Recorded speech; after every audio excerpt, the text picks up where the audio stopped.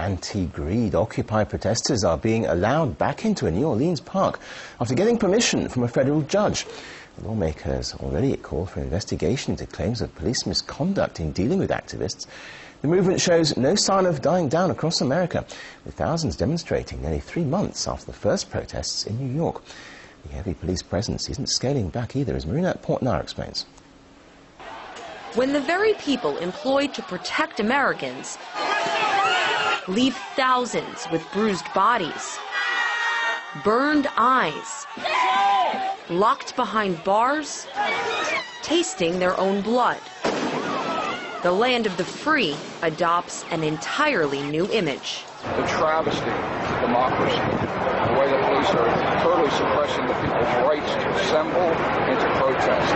And I joined the force to protect people's rights to assemble and protest, not to squash them. In recent months, U.S. police officers have made an enemy of those citizens using their freedom of speech to protest against corporate greed and corrupt politics. Today's breed of American law enforcement is dressed in riot gear and armed with heavy weaponry, body armor, flash bangs, tear gas, and lethal projectiles. As tens of thousands of Americans assemble, cops have been accused of creating confrontation, not diffusing it. There is no honor in this! There is no honor in this! She's a journalist! A level of police brutality so bad, a former Marine sergeant couldn't stay silent. If you want to go fight, go to Iraq and Afghanistan.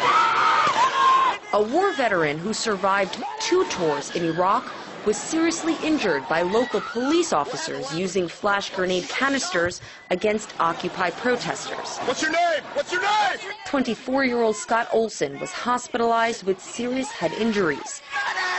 In Seattle, the oldest victim of the police-turned-paramilitary was an 84-year-old activist temporarily blinded by pepper spray.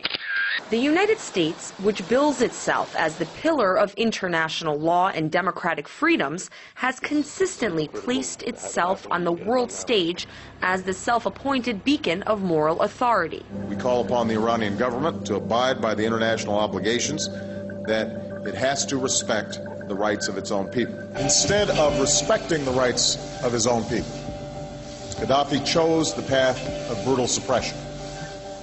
Innocent civilians were imprisoned and in some cases beaten. Meanwhile, at home, as dissent in America grows louder, many say Washington's glass house of hypocrisy has shown beautiful symmetry.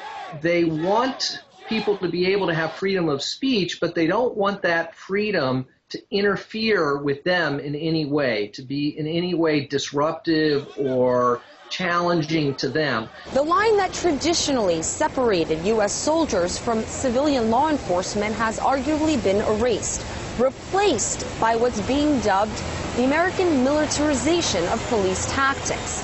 Tactics which reflect major cracks in the foundation of American principles such as democracy and human rights. Incidentally, the same principles the U.S. continues to teach all other countries about. Marina Portnaya, RT.